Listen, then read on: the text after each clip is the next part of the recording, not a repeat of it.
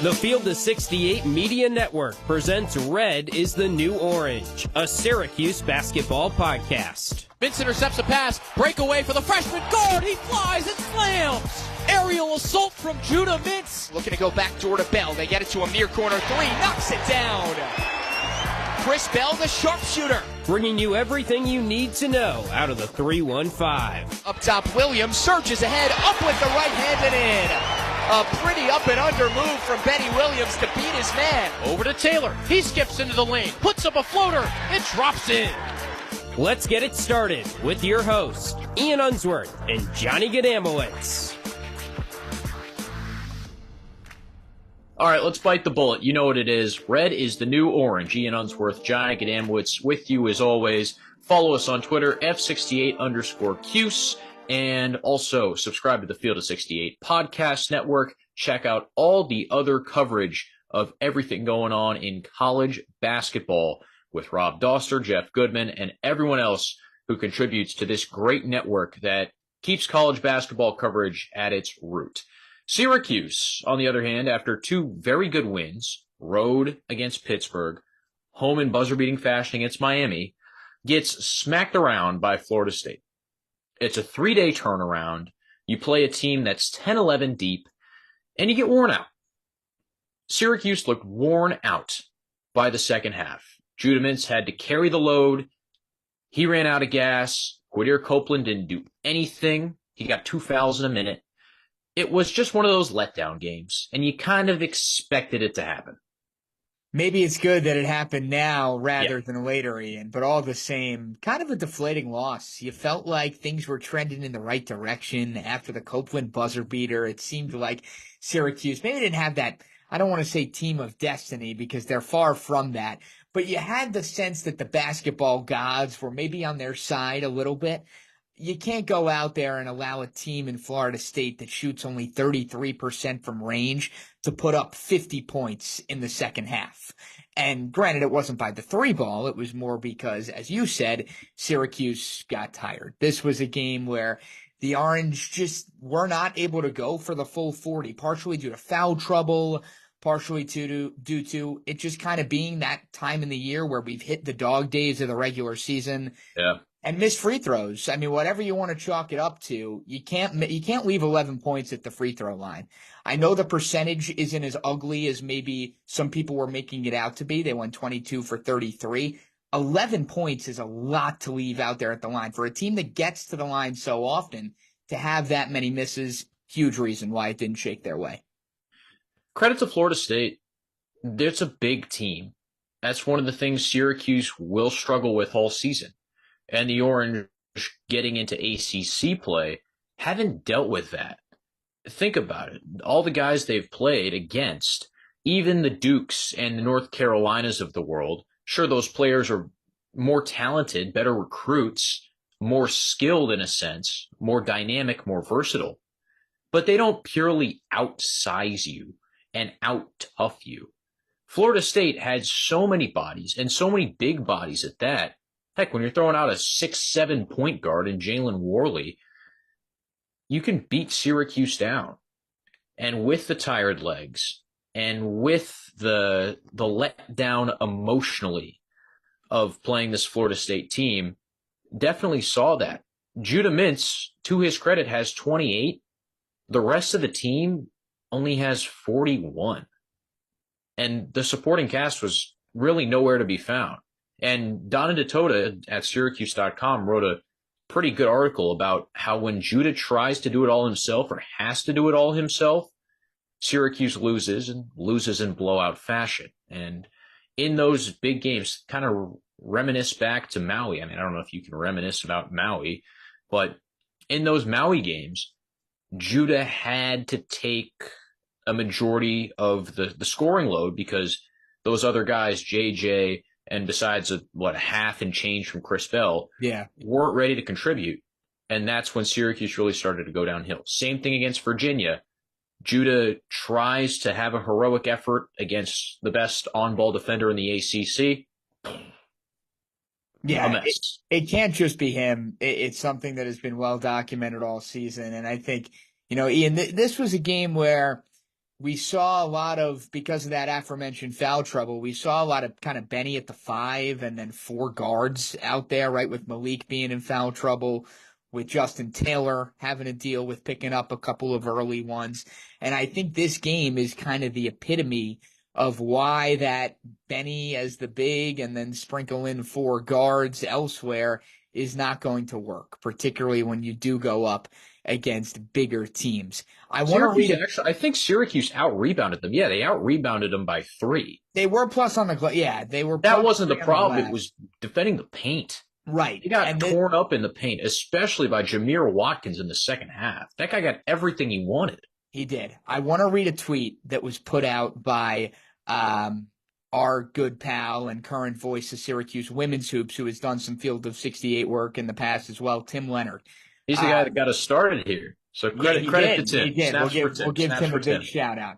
So Syracuse had to play about 4 minutes without Malik Brown in the second half. There was a stretch early on in the second half where they pulled the plug on Malik right out of the gate. He went to the bench. And as Tim says, in the 4 minutes without him, Syracuse went from up 3, 48-45, to down 3, 57-54. To see FSU put up 12 points in a 4-minute span like that, most of them down low, most of them easy looks, because you don't have your bruiser out there. I think this was the first game. And Malik didn't have a great game by any stretch. There have been games where he has had much better offensive performances than this one. But I think this was one where you could really watch a stretch without him and tangibly notice differences, and differences that obviously cause problems. Offensively, I think those are the real problems, because Malik moves so well, especially when Florida State in the second half was really clogging it in. Yeah. Really forcing Syracuse to make a 3-point shot, which, as you mentioned, John, they only made 1. Florida State was so packed in, and Brown is great at finding those little creases, whether it be at the restricted arc, at a dunker spot on the baseline. He's so good at bobbing and weaving through the big bodies, and also fighting for those second chance opportunities that keep possessions, keep games alive. When you don't have that, and you don't have another big, Benny's trying his best. Like, let's give Benny Williams some credit. Yeah. He's never played the 5 before, and he looks engaged. He looks like he's given it his all out there. There's no emotional outbursts. There's no kind of martyr behavior. Like, he is in this now. He's fully invested, even though he's coming off the bench. But it's just not his role. Just like Marek Dolezaj playing center. It's not his role. That's a blast from the past right there. Yeah, it is. I wonder if you ever found that tooth, by the way. But maybe it's under his pillow. You need one of Peter Carey or Munir Hima if Hima's healthy. I think he came in against Florida State and promptly dropped the pass, committed a foul on the other end, got yanked. You need them to contribute something. That's bar none. We saw a combined 3 minutes between those two. 2 for Peter Carey, 1 for Munir Hima. Yeah, you got Quentin Post coming up again. Efton Reed at Wake Forest has been playing really well. Clemson is around the corner in 2.5 weeks or something like that.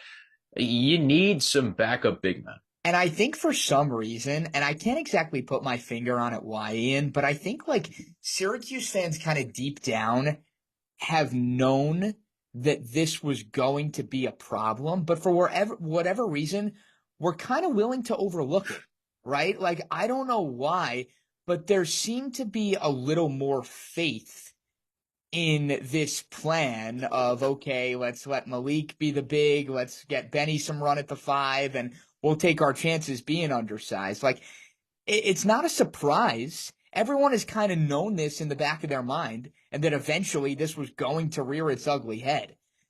It's surprising to me that these conversations of depth needed amongst these big men wasn't something that was kind of really hit on the second that Naheem McLeod was ruled out indefinitely, right? I think everybody knew it, but for whatever reason, maybe it was just trying to take the glass half full approach that, hey, we were going to be okay regardless. Clearly, that's not the case. Well, winning cures everything, right? And so you beat a Pittsburgh team that has a lot of size, but it's not necessarily physical. And then Miami without Norchad Omier is a totally different Miami team.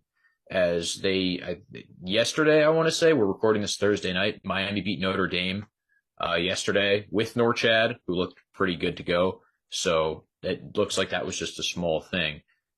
But you beat two teams without great bigs, or even good bigs at that. And it's not like Florida State's bigs are world beaters. I mean, we shouldn't say that. But between Cam Corrin, Taylor Bowen, Baba Miller, who plays more like a guard but is 6'11", 205, it's really tough to handle all that.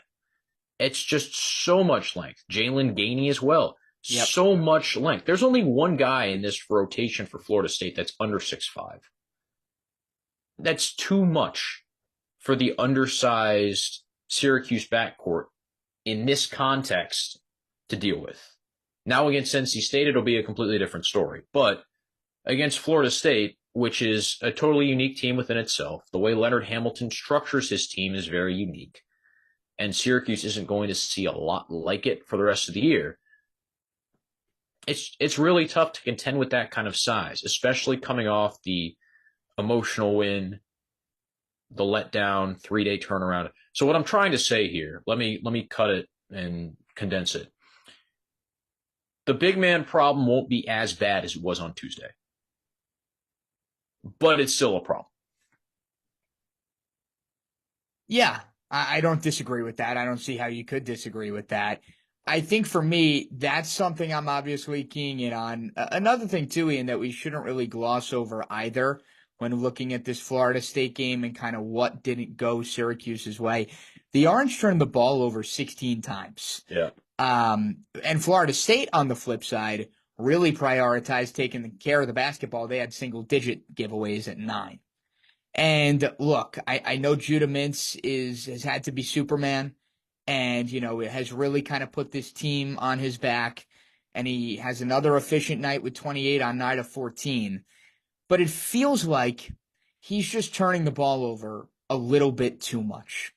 And granted, I know he dribbles the basketball a lot. I'd love to see the percentage breakdown of how much time of Syracuse's offensive possessions the ball is in Judah Mintz's hands. But this is not the first time this season.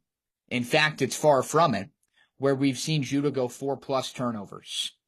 He had 4, obviously, against Florida State last time out. 4 at North Carolina. That was a stingy defense that was giving him problems. 4 against Duke. I should say 5 against Duke. 4 against Pitt. 6 against Oregon. Again, you got to take it with a grain of salt, because obviously someone who controls the basketball as much as he does is going to give it away. And he also plays with some reckless abandon. Half his points come with running into people. He does. But for someone now who is no longer a freshman, who has really taken that next step, and I think we would both agree in that this team is going to go as far as Judah Mintz takes them, I'd love to see those turnover numbers trimmed down just a little bit. And I'm not saying he can't turn it over, but I'm saying rather than 4 a game, can he cut it down to 2.5? 3 a game, right? Somewhere in that range. Just because in a close game, down to the wire, you guys don't need us to tell you, that could be the difference. When you're taking over a quarter of your team's shots, it's really tough. The other thing about the turnover number, and this will kind of contradict your point, but it fits in the whole scheme of things and why other players besides Judah were turning it over. Justin Taylor with 3, Kyle Cuff with 3, Copeland. Excuse me. No, I'm reading the fouls. Oh, I'm not in the right mind here, but still, 1, 2, 3, 4, 5, 6 different players with turnovers. When Florida State applied pressure, Syracuse couldn't handle it. This is a theme we've seen over and over again. Yep. UNC absolutely worked Syracuse with the press. Judah gives it up too much when the press comes. And Florida State wasn't double teaming. Neither was North Carolina, if I remember correctly. It's just on him to get the ball over half court. He gave it up. And then against UNC, we saw Quadir Copeland get put in a lockbox by Seth Trimble. Justin Taylor, when he's been asked to handle the ball, has looked really uncomfortable. So Judah has to take responsibility for getting the ball over half court. We can agree on that. Yeah. And that should save you 2-3 turnovers, and also helps you get into your offense 3 or 4 seconds earlier instead of waiting until 20 and then having to condense everything you do. If there's a number to take away as far as the turnover stats are concerned, I think it's this. Syracuse had more than twice as many turnovers as they did assists. If you're talking about team assist to turnover ratio, it was 7-16. And again, for an offense that for the past couple weeks, Ian, has really seemed to find its flow and have a little bit of a sense of rhythm and finally establish some identity, where over the course of the first couple weeks of the season, we didn't see it a ton. It was more just, hey, whose turn is it going to be to step up tonight? That's alarming. Let's not act like this offense is doing anything crazy. Not doing anything crazy, but just giving you more of a reason to have some optimism, I think. Yeah, I'd agree there. But Syracuse is 14th out of 15th in offensive efficiency in ACC-only games.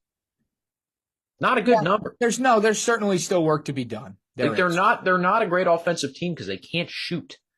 But when in conference play, the defense steps up. You're also playing at home. You don't need 85, 90 points to win. Yeah, the only time the Orange have cracked 70, just peeking at some of the numbers here over the course of the past few weeks, was the Miami game. And they wouldn't have even cracked 70 in that one if Copeland doesn't make that shot at the buzzer. Yeah. So you're right. I mean, they still, they are leaving quite a bit to be desired on the offensive end, and maybe I was a little bit misguided in that. I think we're happy about the offense because guys are hitting big shots. Yeah, sure. That leaves a lasting impression more than the numbers do. Yes. If you go back and look at the numbers, and again, it's baked in over an entire sample size of conference play or the entire season, it still doesn't look good. But when you make winning plays, again, that's the eye test. Those can supersede any numbers you throw out there. And I'll say this, before we shift gears to hit on NC State here, if you're Syracuse, these next two, you got to capitalize. You get the Wolfpack at home coming up, which we'll hit on shortly. Yeah, you need this one. And then a winnable game on the road at Boston College. Louisville on the schedule soon, too. So it's not as if the opportunities are dwindling. They're not. There's still a lot of games out there that you can go out there and win. But you can't lose games on your home court in conference play this time of the year, particularly games that you're supposed to win, much less two straight that you'd figure you're supposed to win on your home court. So this could be a very different conversation early next week. But obviously, if you're a Syracuse fan, you're hoping those are conversations that we will not need to have, at least for a little while longer. With that, before we hit on the Wolfpack, let's kick it to Rob Dostner and BetMGM.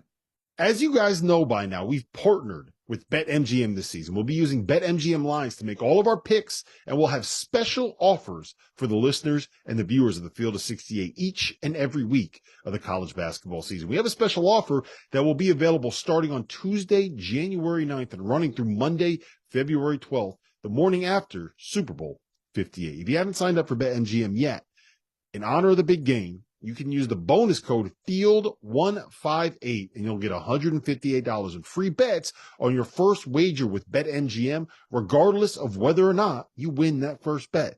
Here's how you make it work. Download the BetMGM app. Sign up using the bonus code FIELD158. Deposit at least $5 and place your first wager on any game.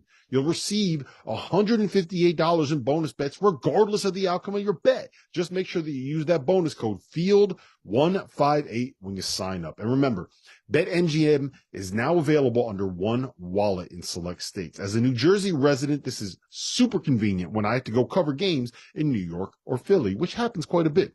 When you cross state borders, you just log into your existing account and fire away. You don't have to create separate accounts in each state. It's easy, it's simple, it's clean. And most importantly, we have some fun stuff coming up for the heart of the college basketball season. Bet insurance tokens, college hoops odd boosts, and my favorite, a nice juicy parlay boost. So download the BetMGM app and sign up today.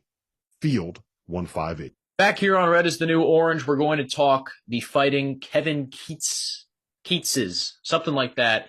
The Wolfpack, not a plural mascot, and not a great scoring offense over the past couple games. Put up 53 points in one of the ugliest college basketball games of the season against Virginia. I think it was last weekend. Yeah, it was last night. It was Wednesday, January 24th. The final score was 59-53. They had 15 points at halftime in that game. Horrendous. 6 points in overtime. Virginia has 12. Yeah, this game went to overtime. Hang on. Before we dive any deep further into the Wolfpack, they scored 53 points in an overtime game. I don't care if you're going up against a pack line defense or a Jim Boeheim vintage 2-3 zone. If you're playing an overtime basketball game, you got to find a way to score more than 53 points. I'm sorry. It's probably an indictment on Virginia too, if we're being completely honest, who was up 35-21 in the second half. Yeah, and blew it. So I mean, let's just call it like it was. Horrific. Also, should notice, Virginia out-rebounded North Carolina State 54-32. And that's because this NC State team is not particularly talented down low. You've got DJ Burns, the dancing bear, and he will dance, and he will post up, but he's not good for much else.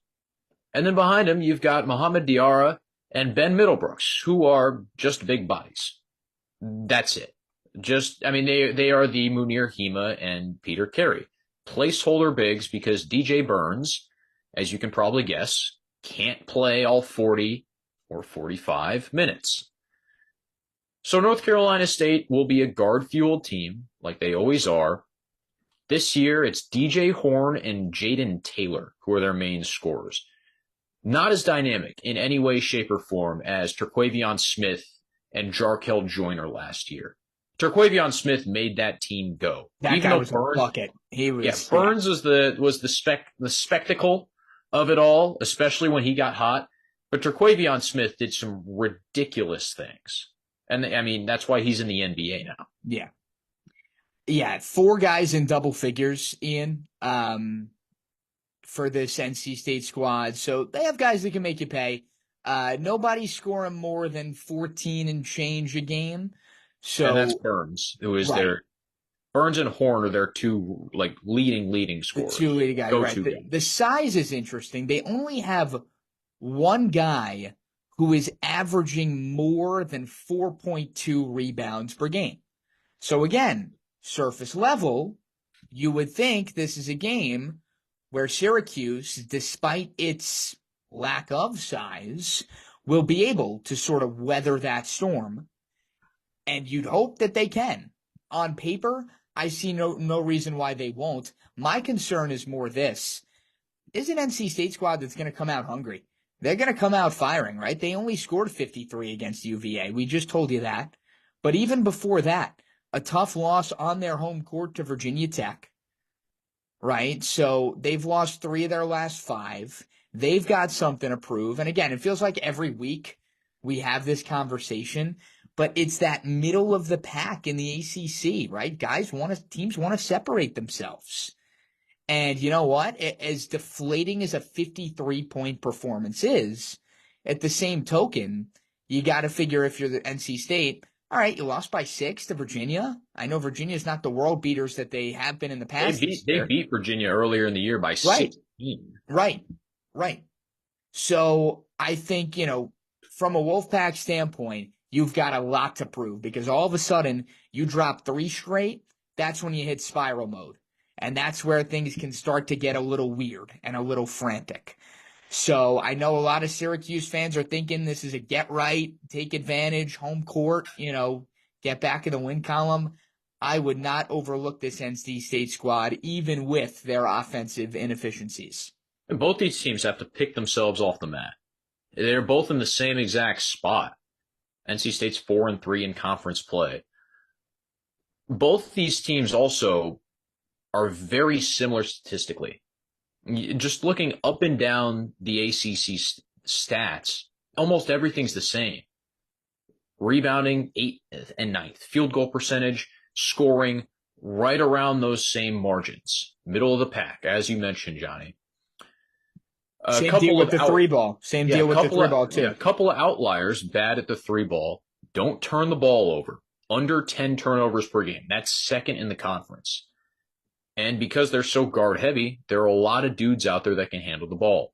You've got Horn, you've got Taylor, the transfer from Butler, Casey Morcell, who started off at UVA and now is, I think, in his final year of eligibility, one of the Peter Pans of college basketball.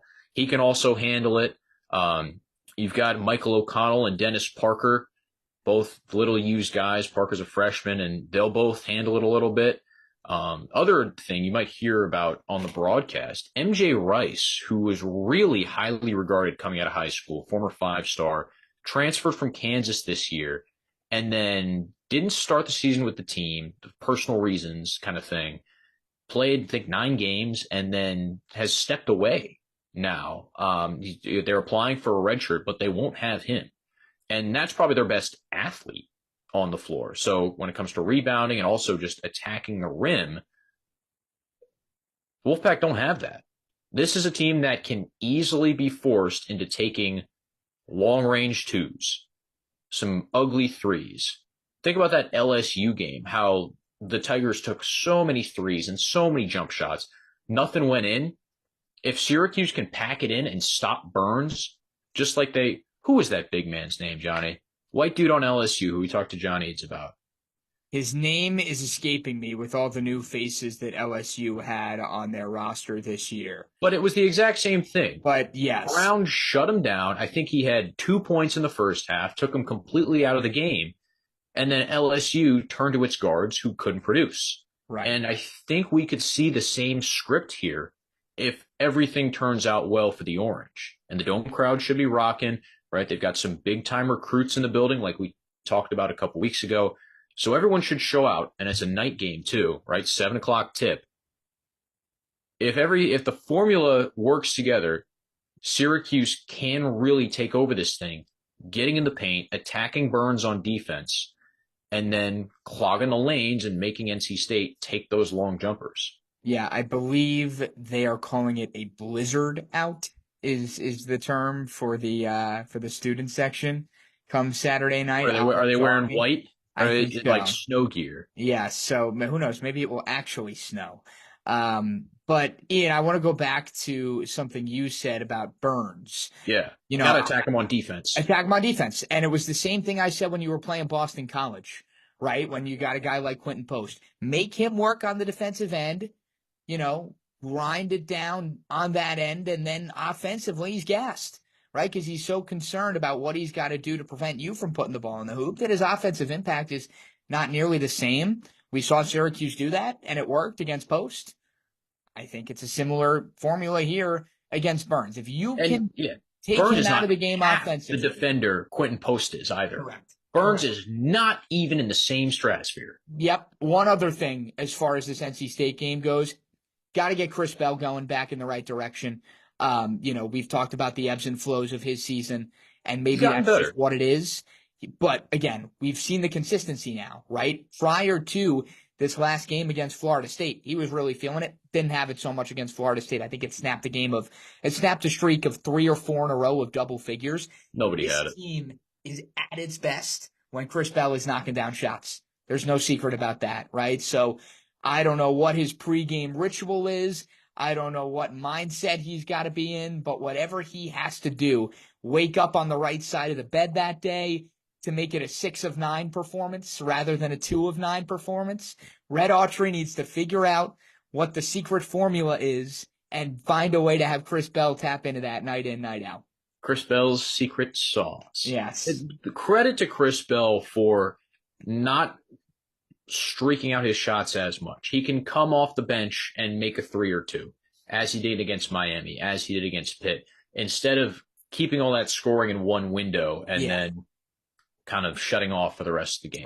Spread it out. We want to see it for a full 40, Chris, not just a 5-minute span here and there.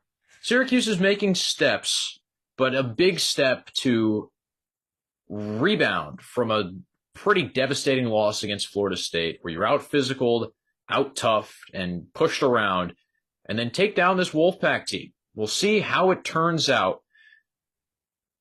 Saturday, Syracuse projected to win by 2, according to Ken Palm, a 7 o'clock tip. Only 2? Yes, only 2. Again, Syracuse is 82nd in Ken Palm, NC State 75. Before that Florida State game, Syracuse was in the mid-70s. So the slimmest of margins probably decided in this one. Tip-off Saturday at 7 on ACC Network.